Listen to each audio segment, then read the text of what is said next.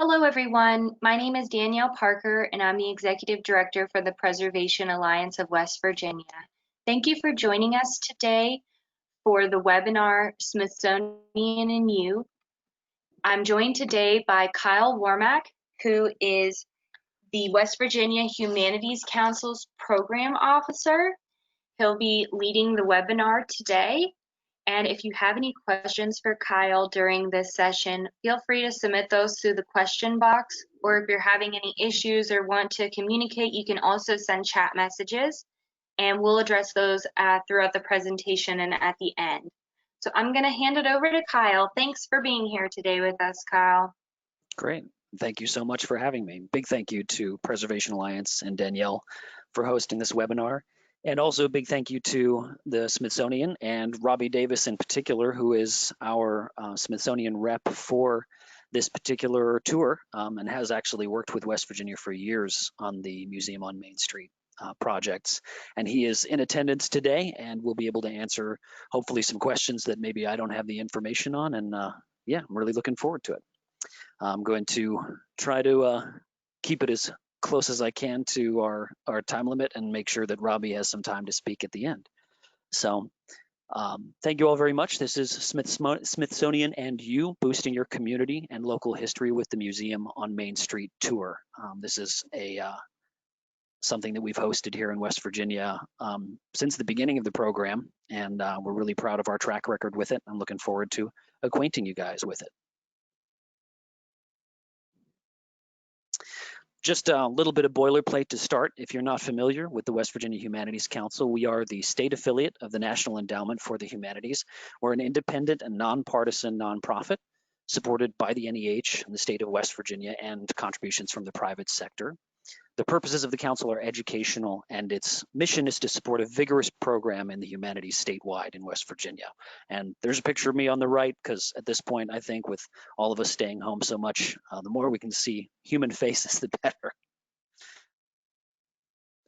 So what I want to cover in this particular presentation is kind of the story basics, the who, what, when, where, why, and how of Museum on Main Street. And you'll probably hear me use the term MOMS interchangeably with Museum on Main Street here, just as a shorthand. But I really want to give you a solid idea by the end of this presentation of who is MOMS intended for and who makes it happen, what is it, and what does a great example of a MOMS program look like.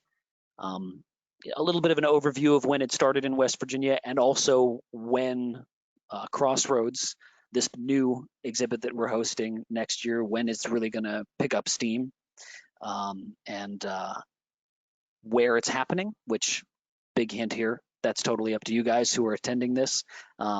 We are just opening our application process today, and that is how sites will be selected throughout the state. Why is it so beneficial to communities? Why bother? You know, it's work for everybody. So what is it that it's going to bring to your town that is so worthwhile? And also how it works. How are we going to get the most out of it? Because really, it's an investment, and you're going to get out of it what you put into it. So without further ado, by the way, I'm not going to cover those things necessarily in that order. Those are just themes that I want to make sure we touch on throughout. So a little bit about Museum on Main Street. What is it?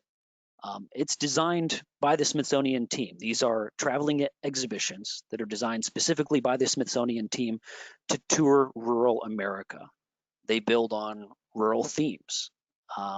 They are about the experience of country life here in the United States. And they're built to showcase in small communities, generally under a population of 10,000, and they're meant for small venues, 500 to 1,000 square feet of free space. So small museums, stuff like that. This is not something that's going to go to Philadelphia and Chicago, and people out here are never going to get to see it.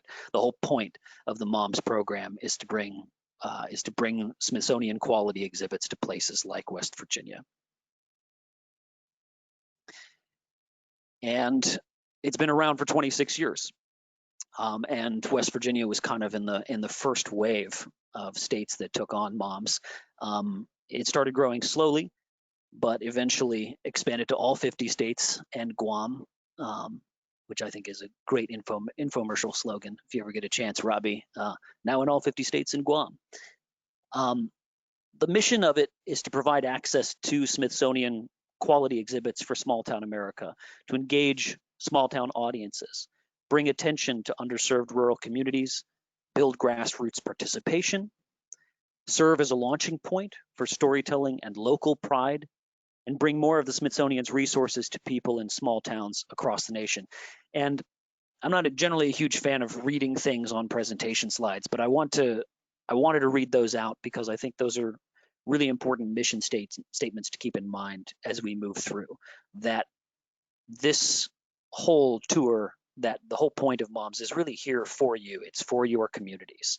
1/5 of Americans live in rural areas, and 43% of American museums are located in small rural towns. And that's especially true of West Virginia. That's something that I think that West Virginia has a very rich ecosystem of small town museums, and this is a great way to bring more attention to those and to help expand their capacity. So to give you a basic idea of kind of the sequence of and kind of the big picture of the Moms Tour in West Virginia.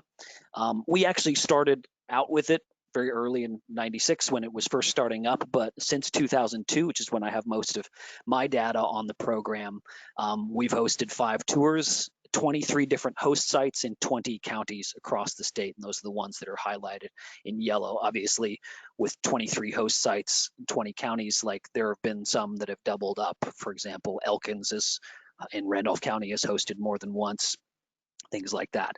So it is very much my goal as we proceed with the applications this time out that I'm talking to sites in counties that have never hosted before. We definitely want to, the whole point of Moms is we want to get these kinds of exhibits out into new places. And so if you've never hosted before, please don't feel intimidated. The whole point of this presentation is to give you a chance to get familiar with it and feel comfortable with applying.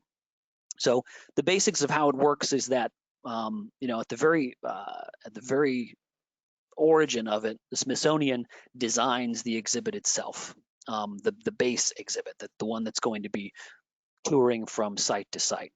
West Virginia Humanities Council has paid to bring the tour to West Virginia, and so we are the official state coordinators of it, and that boils down to me. As the program officer, I'm the one who personally coordinates with the individual host sites and with Robbie back at the Smithsonian to move the tour around the state and make sure that you guys on the hosting end have what you need. So through this application process that I will be describing to you, we will be selecting 6 sites to host it. Each one will be hosting it for 6 weeks each. And you'll have about a year to develop additional programs and exhibits to go along with it. We'll be talking about that because that's such a huge part of the Moms experience. It's not just about shipping an exhibit to you in a bunch of crates. We wouldn't be having this talk right now if that's what it was all about. So the exhibit, once it arrives in August of next year, we'll be touring for 10 months. It gets roughly 6 weeks at each site, give or take a few days, and about 1 week to transit between sites. So each site, as it breaks it down, will have a couple of days to pack it up and get it to the next site, which will have roughly a week to set it up.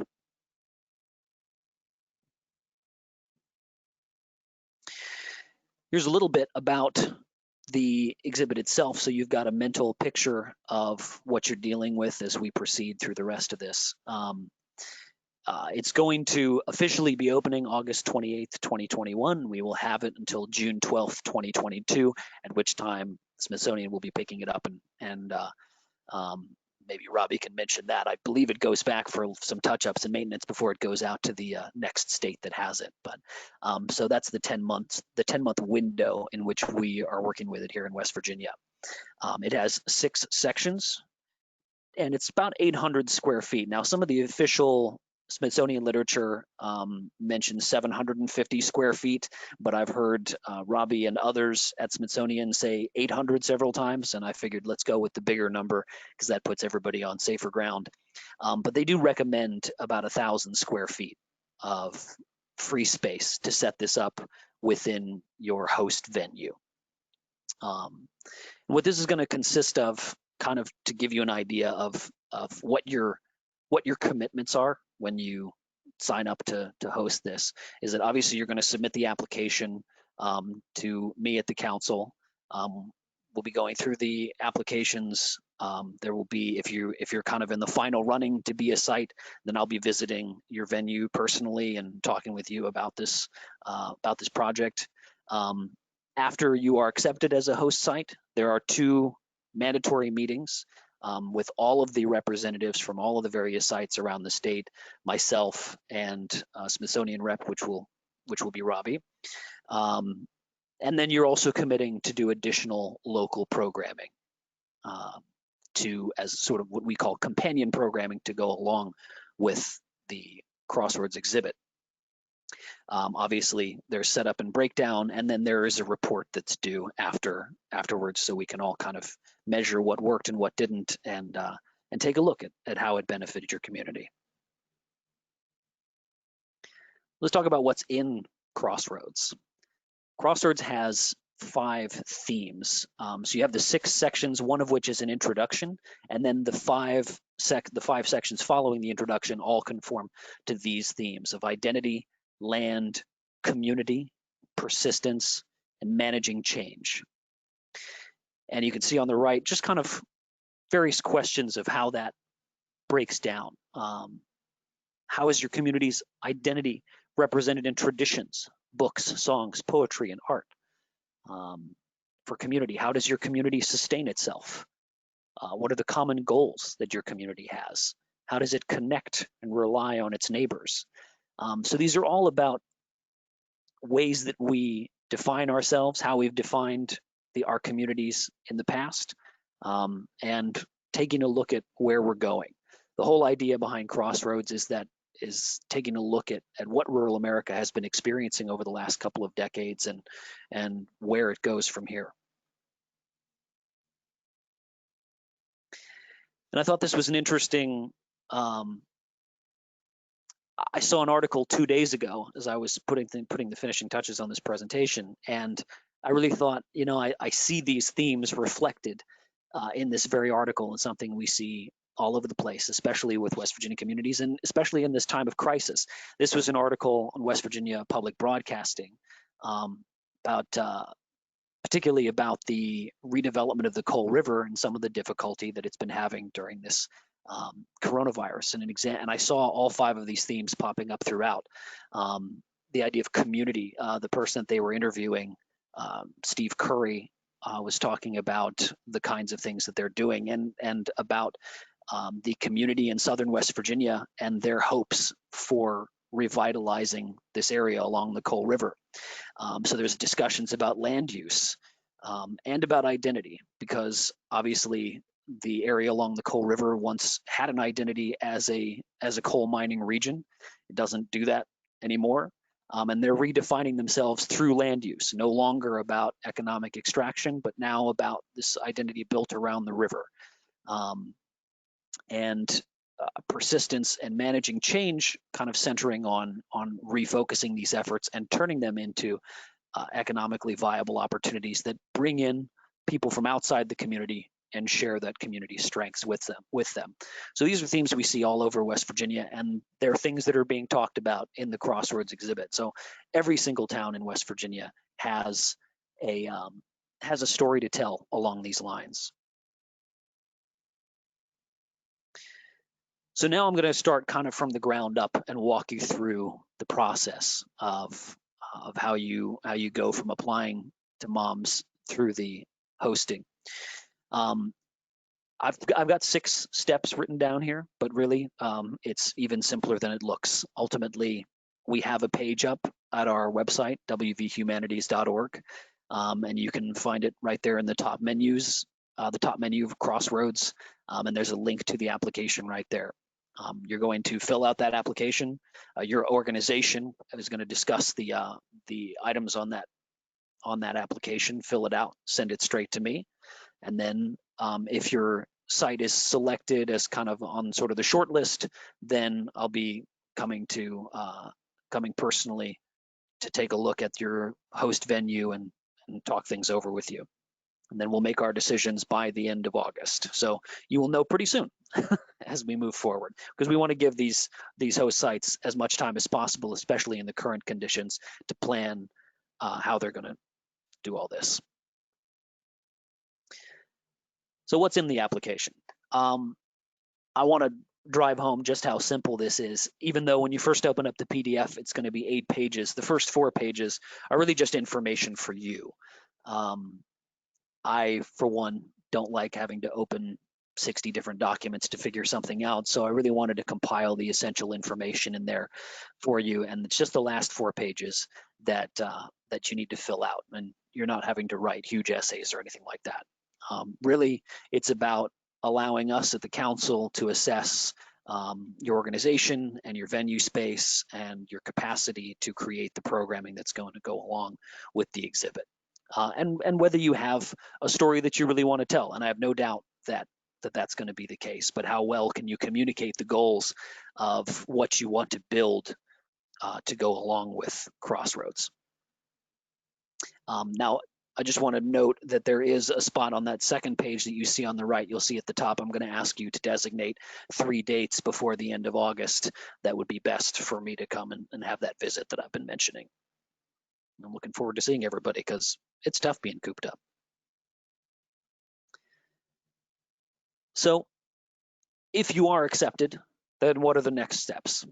Well, in late 2020, late this year or early of next year, kind of depending on where the host sites are and everybody's schedule and what's going on with the public health situation, there will be one of those 2 mandatory meetings, which is an all-hands programming brainstorm with myself, Robbie from the Smithsonian, and all of the various site reps together. We'll also be bringing in additional folks depending on what the host site's needs are and what they want to discuss.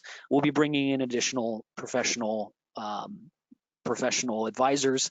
Our state scholar will be in attendance. We haven't selected yet, but the state scholar, which we'll talk about a little bit later, is a scholar or professor or writer or an expert in the field that the exhibit concerns, that can kind of help advise on exhibit development and things like that.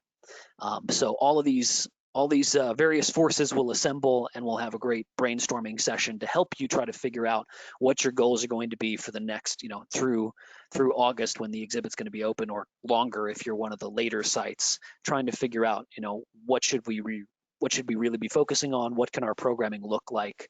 What are some realistic goals that we can reach? Then 45 days before you host, that's the deadline for turning in paperwork to unlock your council funds. And we haven't talked about that yet, but the council makes available to every host site $3,000 in funding for their programming. So this is not something I want to stress throughout. This is not something where you're going to be dragging a lot of money out of pocket to make things happen. Not only has the Humanities Council already paid for the exhibit to come to the state, we also cover transportation costs of the exhibit coming to you and leaving you. We also put up $3,000 for each site to create their programming, because we really want to see what each of your communities has to say in conjunction with the themes of Crossroads. It's really like, Crossroads is neat, but we really want to see what you can do, and that's what those funds are about. So 45 days before you're scheduled to open, you owe some paperwork to me so we can take a look at that programming, make sure everything is in order, and that's just, it's the kind of stuff that kind of documentation that we need at the council in order to fund things. Then about 7 to 10 days before the first site opens the exhibit on August 28th, we will be having the all hands exhibit setup meeting, and that will be another time that we drag Robbie out from Washington, D.C., and he will come out and show us how to build Crossroads on site. So we will be there at the very first host venue, and we'll be building it, seeing how it is constructed. So all hands, everybody from every site gets a hands-on experience of seeing how this thing gets constructed, so that when it shows up at your site 6 weeks later or several months later, you're not sitting there going, shoot, I've just got an instruction manual and nothing else for how to put this thing together. And then 3 weeks after the close of your hosting period, that's when your closeout forms are due to the council and the Smithsonian, and that stuff is all downloadable on the Museum on Main Street website. So, and then throughout this process, there will be constant consultation with the state scholar, with me, with the Smithsonian reps. We are here throughout this entire process, and I can't emphasize that enough, that myself and our state scholar and Robbie are going to be here to answer every question you have and to be as helpful as we can in every situation. And we will also be working to bring you guys professional development and capacity building workshops throughout the process. You know, if 5 or 6 of the sites say, hey, we all have these ideas, but we haven't in the past had the capacity to execute some of this, and you need professional advice on how it's done, then I'm going to be working to try to secure workshops so that everybody can come and kind of figure out a better way to do what they want to do. So like I said, this is just some illustrations past examples of the setup workshops. This is multiple tours that have come through. You can kind of get a glimpse of the big cases that it's going to arrive in. And one of the important things after you do open is keeping the momentum going. You're going to hear me keep on saying this, which is that an exhibit that shows up in a bunch of boxes and just unpacks and sets up and goes away in 6 weeks is not the goal. It's your community story that we want to see. And so this is really what the driving force behind that programming paperwork that you're going to be handing to me 45 days before. It's the point of having a big all hands meeting, 8 or 9 months ahead of time, is to give you guys the time to develop your community story and integrate it with the themes of Crossroads. So after opening day, we're hoping to see, whether it's events, film screenings, additional exhibits, lectures, musical performances, whatever it is, how your community relates to these experiences of other rural Americans across the country is what we're hoping to see. So to that end, let's talk a little bit about the different kinds of options that are out there, a couple of things that have been done. Additional exhibits is something that we see a lot as far as companion programming. You can see some stuff here in Rowlsburg and Elkins from 2 different Museum on Main Street tours. These are a chance for your community to show that the Smithsonian doesn't have a monopoly on cool artifacts, on things that relate to these themes. So like Hometown Teams that toured in 2014 was really about sort of the place of local sports, whether it be semi-pro or whether it's minor league baseball. If you got a minor league baseball team like we have here in Charleston, or if just your local kids sports team, stuff like that. What role do they play in our community identity?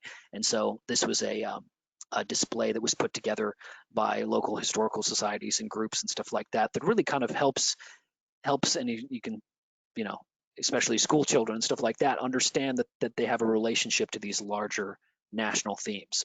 And one of the great things about material like that is that, here it is, it's been paid for with the program funds that we've provided, but it doesn't have to go away when Crossroads moves on. This is something that you can build with an eye for incorporating it permanently into your institution. So this is something that's especially huge for small museums if you are a host, or even if you're not a host, and we'll talk about that a little bit. You have an opportunity to build something that we've helped to fund, and it's something you get to keep. This is a way that Museum on Main Street can increase your capacity long term. Another thing, you have, obviously performances are huge. We've had names like Jim Costa came and played in Beckley as part of New Harmonies. But this is a great opportunity to let local artists shine in ways that relate to these larger themes, and really kind of create an event out of it. And obviously, who doesn't want to show up for live music? So if there's if there's opportunities to work, whether it be live theater or live music in there, this is also something that is totally viable as a way to broaden the scope of what you are doing in companionship with Crossroads. So you really kind of have sky is the limit sort of situation with Crossroads. In looking back at the various exhibits, the various moms exhibits that have come through, like Hometown Teams, which obviously was about sports. New Harmonies was about local music, traditional music. There's also, we did one early on called Produced for Victory, which was about various communities' wartime contributions in World War II. So all of those were pretty tightly focused on specific topics. And the difference between those and Crossroads, as you saw from the list of themes, really covers a huge amount of territory. And that means that you can relate a whole lot of different things. I mean, I don't know if there's anything in your town that you couldn't somehow find a way to relate back to Crossroads with themes like identity and persistence. I have some ideas of general program types listed there on the left. You know, I mean, if farming is a huge part of your community, then farm to table events or demonstrations or livestock shows where you kind of discuss the history and traditions of those things in your community. One of the things that just kind of that came to me off the top of my head is and a way that Humanities Council program kind of dovetails with potential themes here is Harrison County, for example. Around the Clarksburg area was a huge cattle industry area for a lot of the late 19th century, early 20th century. Matter of fact, an area near Clarksburg was the biggest B&O staging ground for shipping cattle to Baltimore and the East Coast markets. And we recently at the council did an audiobook series where we did a bunch of audiobook versions of Melville Davisson Post stories, Uncle Abner mysteries, and they all take place in this cattle raising country around Clarksburg. And the title character of Uncle Abner and his family are all involved in that cattle industry. So there's a chance with Melville Davisson Post being a local author, there's a chance to tie literature into that legacy, into that rural legacy of cattle raising, and maybe take a look at people around there who are still raising cattle. So there's a lot of different ways that you can sort of spider web all of this stuff together. I think the most important thing, as I've stressed before, and as I'm going to keep stressing, is to tell your story. And there's a lot of different ways to do that, as we've shown, but another way to do it that actually doesn't involve necessarily any expenditure of funds or building anything, something that the infrastructure already exists for, is Smithsonian Stories from Main Street program. This is something that that goes directly through the Museum on Main Street website. Anyone can participate. These are 3 to 5 minute videos answering some or all of the Crossroads specific questions that I've kind of listed at right. I've kind of tweaked those a little bit for spacing, but that's the majority of what's being asked. And these are responses that are filmed or recorded, audio or video, that are then submitted directly to the Smithsonian through the website. And these are things that the Smithsonian, if they really like these responses, they share them on their website and social media and stuff like that. It's a way to bring West Virginia rural life kind of onto the national main stage. And that's another way in which you can explore these themes, is have local folks in your community contributing to the Stories from Main Street program.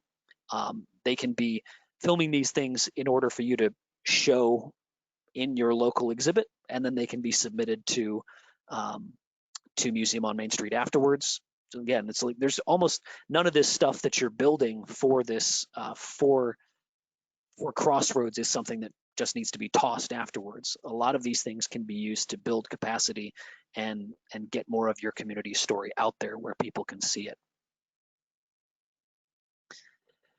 How do you get the local resources to do that? How do you enlist people? Well, there's really, I mean, especially once again with themes as broad as those of Crossroads, there's so many different organizations that you can bring into play. And this list is just a short version of the kinds of local organizations that you can talk to, because everybody, all of these organizations exist because they have an investment in your town, they have an investment in your community, and they want to see that community story told.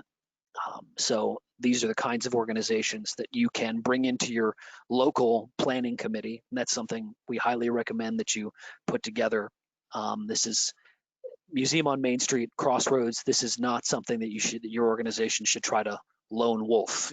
This is not something that the 3 or 4 people who volunteer a lot at your museum or at your historical society or what have you should try to do on their own. This is the perfect opportunity, especially with something when you have a name as big as the Smithsonian behind it, that you can reach out to people and say, hey, we did the work to put this together, to put together this application. We've been selected. Like, we really want to involve as many people as possible in make sure we tell the whole story of our community. I think that's a window in which you can climb through to grab more of these organizations and involve them. But I don't want folks to think, well, now that I've seen this, well, my organization doesn't have the space, or my organization doesn't have the capacity or the volunteer base to make this kind of stuff happen. I don't want that to deprive you of the opportunity to participate in MOMS. So even if you can't host, and even though most of this presentation is geared toward hosting, all of these organizations that I've just named, many of them are not going to be hosting, but they have an opportunity to be involved. So maybe you are a small museum that doesn't have the space, but a museum in a nearby county is the one that ends up getting the host spot for Crossroads. Get out there, talk to the people who are hosting it, and get involved. Let's find a way that you can contribute, an exhibit or some other display or whatever it is that you want to bring to the table, an oral history project, something like that, something that you can bring in there. This is not, it shouldn't stop you that you don't have the wherewithal to actually host it. I think there's a ton of different ways that you can get involved, and that's positive press and that's positive connections for your organization. And I'd like to point out that if you are involved with involvement as a host or simply a contributing organization, it does not disqualify you in any way from other Humanities Council grants. So that is frequently a way in which organizations have funded additional projects. If the $3,000 isn't going to stretch far enough because people have really ambitious plans, you can get out there, apply for mini grants or other grants. Our major grants as well, although kind of the way it times out, we've got our major grant cycle coming up on September 1st, and then the next one will be in February. So you have 2 major grant cycles you could potentially apply for if you really, really know what you want to contribute to to Crossroads, and then multiple mini grant cycles in between. We've gone over some of this, but I want to make sure that everybody knows what kind of reinforcements are available for them in order to maximize their MOMS potential. So some of the stuff that we offer to the host organizations involved is access to the state scholar, who, as I mentioned before, is a qualified West Virginia scholar. He's handpicked by the council, and I've used the words on retainer here. It's not in the literal sense, but that's kind of the idea, is that for the entirety of this project, this state scholar is designated to be there for you to answer questions and to provide feedback on your programming plans. And he or she will be there at the all hands programming brainstorm. But also, just as important, they're also available as a lecturer. So if you are looking for ways to bring in a talented lecturer to talk about kind of a certain aspect of history or another topic that's involved with your spin on Crossroads, then they are somebody who is available for you to do that at no additional cost. Council funding, we've talked about the $3,000 per host site for companion programming. And as I've mentioned, there's nothing coming out of pocket for you as far as the transportation or logistics of this. The only thing that you are paying for is any overage on that $3,000 that, for your own programming. which I don't think I've mentioned, but I should mention now, that $3,000, we require an in-kind match, but there's no cash match required whatsoever. There's no monetary match on the 3,000. And then also council content is available to you. West Virginia Encyclopedia, stuff like that. Those are things you can use for research or to pull from in order to link your guests to additional content. And this is not something that's like, part of the official policy, but something that I want to put out there as the program officer is that we have a very large library of films and books and other media that the council has funded through the decades. We don't have rights to all of it, but we do have, connections to the people who made it. And if there is grant-funded media that we have that is going to be helpful to you, if there's a film about a topic that you're like, yes, if you are hosting in Richwood and somebody made a documentary, a council-funded documentary about the Richwood lumber industry, a few years back, then talk to me about it, and I will work on getting you getting you access to that, or maybe getting you access to the filmmakers. I can't guarantee anything. It's up to the individual content creators themselves whether they want to get involved, but I will do my utmost to bring you those connections if at all possible. And additional resources we've sort of touched on, but I want to go into more detail on is the professional development capacity building aspect of this. This is something we're going to be working very hard on, but we have no plan set in stone as of yet, because once the host sites are selected, I want to be working with all of them to determine what their needs are. What are their visions for creating programming, and what is it that they really need to achieve those goals? Then we'll be looking into whether we can bring in, whether it's museum professionals or lecturers or what have you, whatever kind of knowledge base it is that you need access to, we're going to try to bring that to your door so that you can realize those ambitions. Smithsonian, obviously, Robbie's here now. He's showing his support and solidarity for us by being here today to answer questions and to give a little bit of a talk after I'm done. But Robbie is going to be accessible to us throughout this process. We have a direct line to Smithsonian. They have been extraordinarily helpful to me in learning this process and are going to continue to be throughout. So whatever we need to know, we will be able to find a way. And if we need ideas, if there's something we've never done here in West Virginia and we're like, hey, have you seen anything like this? Then they're going to be able to say, yes, somebody in Alabama did this and this is how they did it. Another resource that I want to bring to your attention is Clio, which is something that the council has funded several times in the past.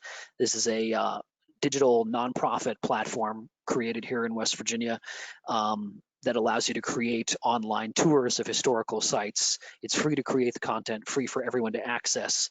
And I've given sort of a little bit of information on that in the next slide. Kind of what those tours look like and the way that you can put them together. And this is something that to many small communities around West Virginia feels very unreachable, because if you're going to try to create this stuff with your own app or whatever, they just don't have the resources or the funding.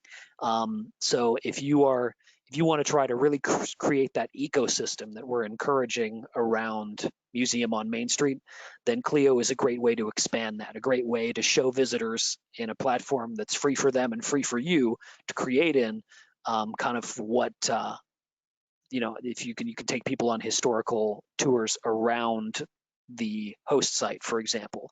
So if Matewan was going to be hosting, then they could have Mine Wars tours in the area, or they could take folks on a walking tour, a digital walking tour of downtown Matewan, the sites that were involved with the Matewan massacre, things like that. I've given an example here of a very kind of epic tour that stretches across Kansas and Missouri, but you can really be as small or as large as you want to be.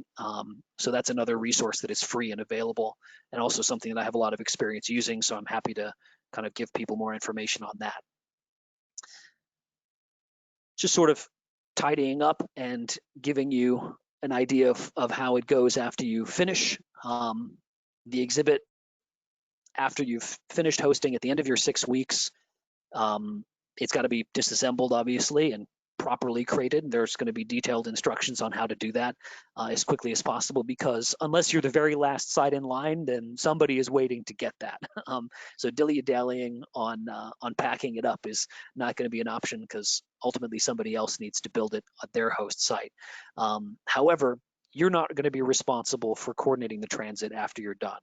I'm going to be working with you with each host site to get it to them, but after you're done with it, then I am already working with the next host site to come and pick it up. We'll get into details on that one. If you have been selected, we'll talk about that, but really transportation is not something that you have to worry about in a big way. Then within 3 weeks of the end of your host period, as I've mentioned, the assessment forms are due to the council and the Smithsonian. Very easy to find and not that onerous to fill out. And then really, in order to keep the success of Crossroads going in your community, then it's time to brag a little bit. In taking a look at past paperwork in 2014, the Parkersburg Arts Center got 6,000 visitors in 6 weeks for hometown teams. And that's the kind of thing where if you've got that kind of visitorship going, then those are hopefully people that you're maybe getting some contact information, people that you're encouraging to come back. While Crossroads is in your town, take the opportunity to show off the other things that are going on in your community. Make sure that they know that what's going to be happening there after Crossroads leaves. I think the thing that I can't stress enough is that this is sort of a building block. Use the Smithsonian, use Crossroads to really sort of to wave the banner for your community, because this is something that's only going to come to 6 places in the state. And just something I kind of threw in there, which I really, really liked, is this certificate that was given to the Pocahontas Times and the way we worked. I thought that was just a really nice touch and a great example of involving local business, and also obviously looping in the governor's office, given that Earl Ray Tomblin signed these. So this was using this exhibit, an exhibit about labor, an exhibit about business and the economy in these areas, and kind of looping in present day businesses that had a lot of history in that area, and celebrating that. So just kind of wrapping it up and giving you a refresher, because this has been jam-packed. I'm talking about a mile a minute here so that I don't keep you too long. But to recap on everything that we've talked about thus far, you need at least 800 square feet of visitor-friendly space. It is important, obviously, a certain amount of handicap access, and also just ease of access for you to be able to set up, because this stuff rolls in big crates. 1,000 feet is preferred, but if you don't have 1,000 feet, that's not going to disqualify you. You need a reliable volunteer base for setup, breakdown, program execution. You can't one-man band this. We've all been there. We've all been in that situation where we're just not getting the help we need. This is not something, the stuff is too heavy for you to set up by yourself. You're going to need help. But also, if you get bronchitis 3 weeks before the exhibit opens, then that's just not a good situation for everybody. So you do need a reliable, labor pool to be able to work with. And that's something that comes up in the application. There's, kind of questions on the volunteers that you have to work with and things like that. And you do need ideas for companion programs and community involvement. You don't need to have those things set in stone. And that's something I guess I haven't touched on very much, is that in the application, you're going to be asked to describe ideas for this stuff. You do not need to have all that figured out. That's going to be more the job for the programming brainstorm that we do a few months from now. So you don't need to provide details on those programs. You just really need to be able to provide the concepts of what you want to express. So that application, which you could fill out today if you wanted to, it is already up online. That's something you can download at our website. You send it directly to me. You'll have my email address is in that application. It is also at the end of this presentation. That is due at the latest by August 15th. I prefer to get it sooner, because if I get it sooner, then you'll get an answer sooner, and we can do site visits sooner. You do have kind of some staff commitments, as I mentioned. Minimum staff commitments for once you actually get rolling are the all hands program brainstorm, which is going to be in the winter.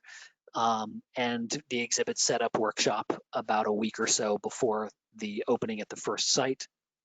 And then obviously the paperwork that we've described at various times. So that's kind of this refresher is on the basic sort of roles and responsibilities involved.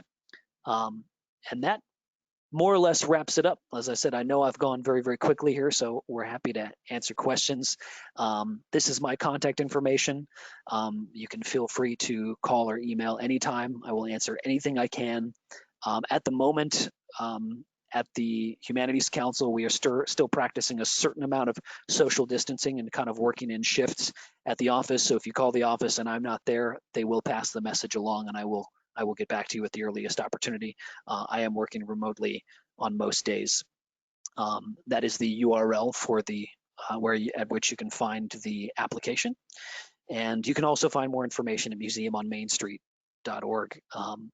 And that's you can find a tab for Crossroads specifically, or you can take a look at all of the various exhibits they have going on and get an overview of the program. And the one thing I don't have on this slide that I do want to mention is something you'll be getting in an email from Danielle tomorrow, along with a link to the recording of this webinar, is also a link to a Google Drive folder where I've included a bunch of additional resources. I've got a video talking about the themes of Crossroads.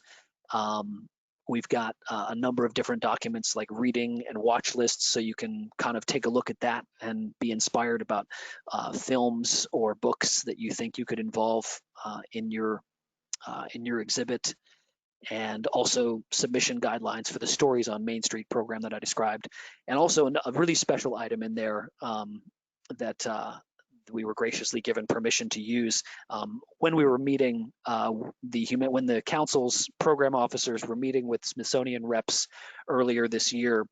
We had a presentation from a terrific scholar and activist with the Rural Policy Research Institute, or RUPRI. His name is John Davis, and he was involved with a very, very transformative project in Lanesboro, Minnesota, a town of about 700 people, very much on the ropes economically, that embraced a whole kind of identity transformation with the arts and the humanities and the kinds of themes that we're talking about in Crossroads, and really turned themselves around economically in a huge way. And he's gave a presentation about 12 minutes long, and they gave me permission to include that recording here, and that's a fantastic thing to watch, and a great way.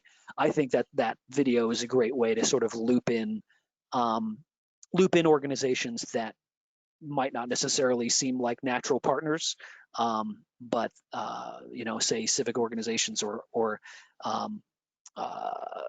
planning committees, things like that, groups that are maybe focused more on economic outcomes than on the humanities, or on, say, questions like literature and identity or history, things like that. If you really want to be able to have a conversation about sort of nuts and bolts and what bringing the humanities to the community can mean economically, it's a fantastic video, and I recommend you take a look at that when you get that link tomorrow. And that kind of brings my presentation to a close, and I'm going to turn the microphone briefly over to Robbie, who has graciously offered to sort of cover anything that I've forgotten and hopefully bring us some cool perspective. Thank you, Kyle. I want to thank you for inviting me to join the group this afternoon, and thank West Virginia Humanities for bringing another Mom's exhibition to the state. Crossroads is a really special show, and I think you'll see, as you start to think about how you can use it and how you kind of envision ways that it could work for your community, I think you'll see lots of different pathways into that content. And I'm sorry, there's thunder going on in the background here, so I apologize. But it really, it lends itself, as Kyle said, to virtually anything you can think to program around. And what really is the core of Crossroads is that notion of change. So as you think about the elements in your community's history that you'd like to talk about or that you'd like to address, address, think about the places where you've had that greatest change. It could be economic, it could be labor, it could be social change, it could be demographic, it could take a variety of different forms. Maybe you have all of those things.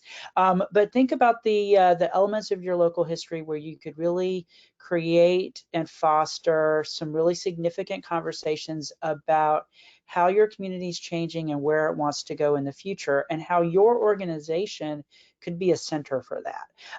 And I think that that's the most exciting thing about Crossroads. You can take it in so many different ways and in so many different directions. So I encourage you to kind of think about that and really pull on those resources as you go. The other thing I wanted to add to what Kyle was saying is that Museum on Main Street is totally seen from our perspective, from the Smithsonian perspective, as a platform. We love our exhibit, but it's just an exhibit. What really happens with Museum on Main Street and what really makes it special is all of the stuff that you're going to do at the local level. It would be your local exhibition, the partnerships you create, the people you bring in to really create this atmosphere that's totally centered on your local history. So we really want you to not just see this as a one-off. Think about the ways that this could be a really life-changing event for your organization. I hope you get 6,000 visitors in a 6-week period the way that Parkersburg did. And I will add to that, they did that during a polar vortex. It was frigid. When we opened the exhibit, it was 8 below zero the day we put the exhibit together. So it was pretty amazing that they managed to put together all of that visitation in a period of time. Oh, sorry. Okay, sorry, can you still hear me? Yes, yes, we can. I apologize for that. So the most important thing is to really focus on the ways that the exhibit can help you. And the other thing I'll add is in terms of kind of going it alone, and just really, I agree with Kyle 100%. Make sure that you have as many great partners as you can at the local level. And if this is an opportunity to use the Smithsonian name to kind of open those doors, we encourage you to use it. Use that name for as much leverage as you possibly can. As you begin to make those connections, as you begin to create those community partnerships, that name, if it opens a door, use it in every way that you can. Use it for fundraising too, and to kind of build that local interest. We have had so many communities over the years that have had great success in saying to their local board of education, every kid in our county should see this exhibit. Can you please fund the transportation? And they will definitely do that, and sometimes use that name to your advantage. And just to follow up on that, as Kyle said as well, if you have any questions, we're here to be a resource to you. We are happy to work with you in any way that we can, and really make those things happen. One more partnership I'll mention. Kyle mentioned Produce for Victory, one of our earliest exhibitions. It was in Elkins back in 2006, and I had the opportunity to go and see the exhibit there. And one of the things that they did for their community partnerships was they had a huge they were looking for World War II era artifacts from people in the community, and it was great. The local host was the Community Arts Center, the Randolph County Community Arts Center, and they're not a collecting organization. They didn't have a lot of artifacts of their own, but when they put out the call for help, people really responded, and artifacts from the World War II period were coming in like crazy. And they went to the local Chamber of Commerce and said, what do we do with all of this stuff? We can't use all of it. How do we find ways to really make this a community project? And the chamber said, well, we've got storefronts. And they opened up storefronts in the community, went around door to door to local businesses, and 27 businesses in downtown Elkins ended up putting artifacts that had been donated from the community and lent to support the exhibition into those storefront windows. And a lot of them were actually things that even were part of those actual businesses' histories as well. And it really took the exhibit out of the venue. So think about ways that you might be able to do that too, where you could really wrap your arms around the entire community in doing this. Maybe there are other ways you can do that. You could use something like like Clio to your advantage in creating a kind of local walking tour and going around to those different places. So there are numerous opportunities here, and we look forward to seeing where you'll take it. Great. Thank you so much, Robbie. I think that's a great way to put it. I love that phrase of wrapping your arms around the community. I think that's probably the best way to put what this experience can be like. So yeah, we've got a few minutes left to answer any questions if anybody has them. And yeah, thank you, Kyle and Robbie, for being here today and explaining the program and how we can all benefit from it and enjoy it. At this time, we don't have any questions, but we can give it another moment. And any finishing thoughts that I have are for where this will be posted. So we'll put this on our website at pawv.org. And it will also be available on our YouTube channel, so feel free to subscribe to that. If you have any questions, you may want to contact Kyle directly, since this is a very specific program and webinar. We don't have any questions coming in at this time, so any oh, I'm sorry, here comes one. Does the exhibit have to be in the museum, or can it be hosted at a local site? It can be hosted elsewhere, yes. The sponsoring organization, the organization that's putting in the application, does not necessarily need to be the same as the host venue. So if you are a museum or a historical society that doesn't have enough space, but you are the ones who are going to be doing the administration and really kind of doing the legwork on it, then you can absolutely submit, as long as you have a host venue and you have agreement from them that they're going to be willing to do this. Absolutely, the two can be separate entities.